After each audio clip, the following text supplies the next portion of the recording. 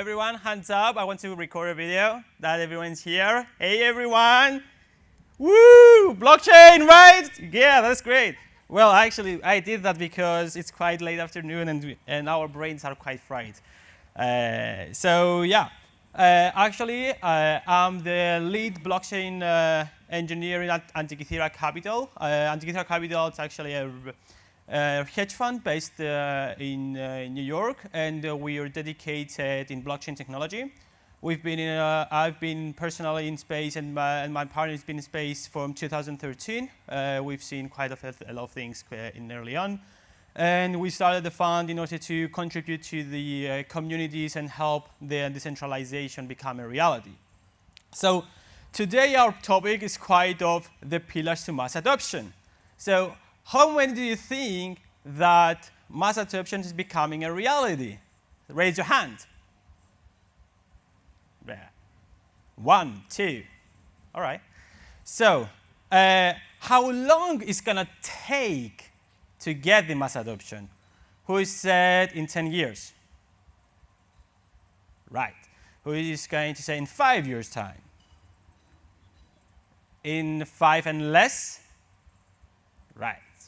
So basically, right now, as you can see the dots, it's the public ledger of the blockchain has roughly 8,000 daily active users. So every single day, roughly 8,000 people using blockchain technology. Not trading, but using the blockchain. Well, 4 billion daily active users are online. So basically, right now, today, we are on the 0.00002% of the mass adoption. Yay, we made it. Not quite far. So at the end of the day, it's like, what do we need in order to mass adopt this technology? So basically, the first one and the most priority, it's education. It's actually bringing the awareness. Awareness in the 2 pillars. First one is the engineering. We need engineers, more engineers to come into the space. It's like that we need more women in the startups and in our world. It's like we need more engineers in the space in order to make things happen. The other pillar is the other segment is to bring awareness to the people that they're non-technical. But how do we do that? Well, basically, it's quite simple. How do we know as a kid to play football or play piano? By practicing it, right? So basically, what we could do is to actually create a full interactive gamification workshops with simple games. How the private public key came along? Well, actually, it's ancient history from Sparta with Spartiatic Skytale, right? So basically what they did, 2 generals, they wanted to exchange messages. So they've got 2 different keys. They've got 2 same sticks that when you take around the table, chewing around, then you can actually decrypt the message.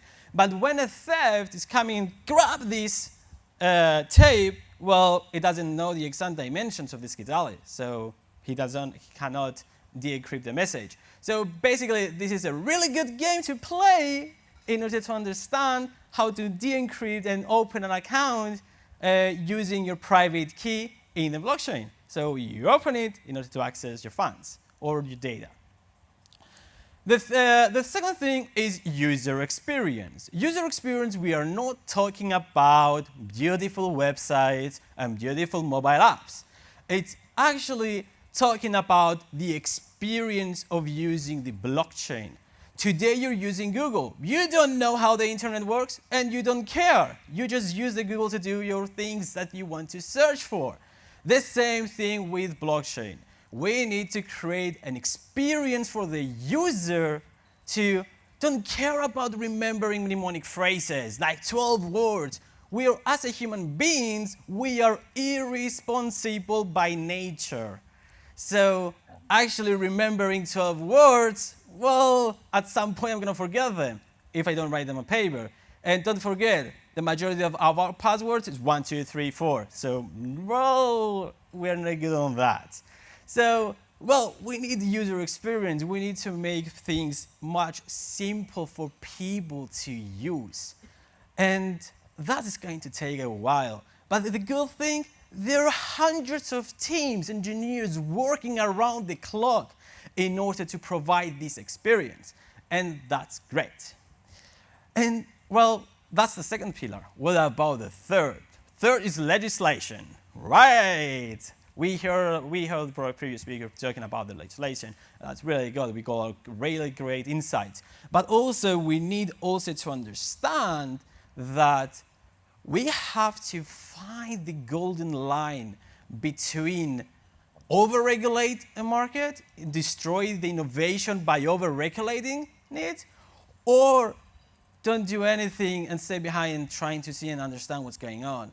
Well, in order to actually make a legislation happen in a new market, you need to bring, you need to take the people that are responsible for this market and start discussing it and bringing incorporate it together, and then they're going to understand where we should regulate and why. The fourth and the last is finance.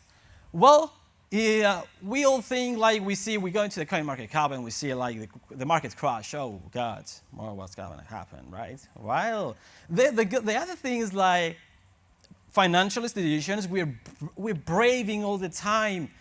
Let's bring the financial institutions in because they're going to save us from the volatility. Well, actually, financial institutions, they're already in. Over-the-counter market, the OTC, it's actually close and a little bit bigger than the actual cryptocurrency market. So the cryptocurrency market is right now, from yesterday night, if I'm correct, it's like 178 billion. It should quite drop, but don't worry about that. But financial institutions, they're already contributing roughly 250 billion over the counter. It doesn't show anywhere because it's over the counter. So basically, at the end of the day, what do we need for mass adoption? That's a fourth pillar. Bring awareness. We need to improve the user experience. We need to improve and make sure that we have the right legislation. And at the end of the day, well, we're going to bring our money in. So, well, the point is temporarily, and I hope I'm going to help you get some inspiration and go and help and fix things. And yeah, I'm George, and that was the 4 pillars to mass adoption. Thank you. Thank you, George. I suppose now people have to raise their hands again. Yeah, if you have a question, raise right. your hand. Yeah, please. Sorry, there is Hello.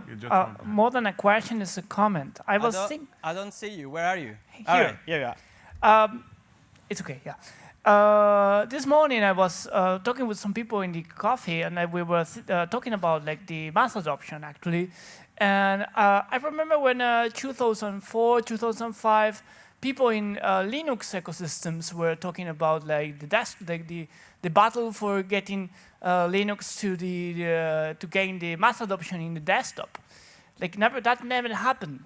In the way of they never win the desktop battle, but actually we're using Linux everywhere, in our devices, in our phones, in embedded systems, in industrial systems. I think like the thing that we are going to see is people is going to deal with the blockchain without knowing it.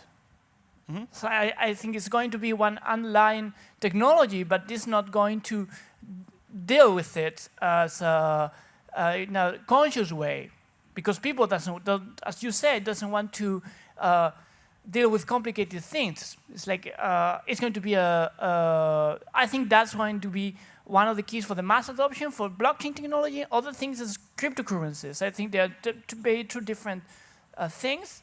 And what's your take on that? Well, you actually completely right. In order to have a mass adoption, as you said, the people, they don't have to be aware that you're using blockchain and that blockchain is boring. But it's like today in the internet. How you connect to the internet? I'm getting my Ethernet cable and plugging it in my computer, and magic happens. So basically, it's going to happen the same thing.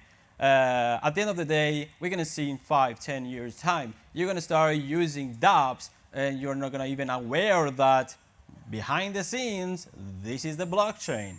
And as you said about Linux, that's completely correct. I mean, I'm with you on that. The other thing about the cryptocurrencies, yes, we have to understand to separate the two things. Cryptocurrencies are different, blockchain are different. Today we talk about blockchain, not cryptocurrencies. But yeah, we need to separate. I mean, we have to take our brains out of our head and separate the two. Cryptocurrencies is a usage of the blockchain. Yeah, thank you. Yeah. Thank you, George, for such an exciting presentation. You said that in the case of legislation, we cannot just stand away and do nothing. Why? Because if you stay behind and do nothing, then here there comes a problem with anti-money laundering, for example. People that are going to use it in order to launder money. Separate money and blockchain.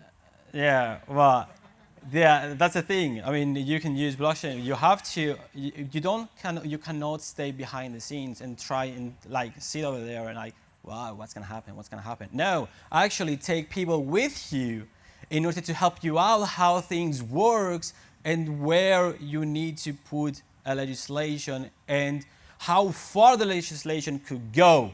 You cannot do over legislation, otherwise you're gonna kill it. Think maybe still legislation needed for the currency, but when we go to the technology blockchain, as a blockchain, yes, we don't create a legislation for Apache server or for Linux. Well, the thing with blockchain, because it's a distributed, decentralized network that you can distribute funds between or any transaction, private data, for example. So you need legislation to protect you while you're using blockchain to protect your data. So at the end of the day, you're going to have a consortium of legislations that apply in different segments, but at the end of the day, underlying is pretty much legislation from blockchain. Thank you, George. You're welcome. Thank you. We've got a couple of seconds left, so if you have any question, yeah. Quick questions. Fire it. Take a shotgun and fire it. Hi. How did you calculate the 6,000 daily active users? The 8,000, roughly. 8,000, yeah. Yes, you can go to the dap.com website and So it's actually DApp users. Yes. Okay, that makes sense, yeah. Yeah, the DApp users. So you can go to the dap.com and there is segments over there like Ethereum, Neo, and EOS, for example, platforms. You have all the lists with the dApps and also how many daily active users each dApp has and also how much they spend inside their dApp. So you take this information and it's roughly to 8,000. Yeah, yeah. Thanks. Yeah, you're welcome. Thank you very much.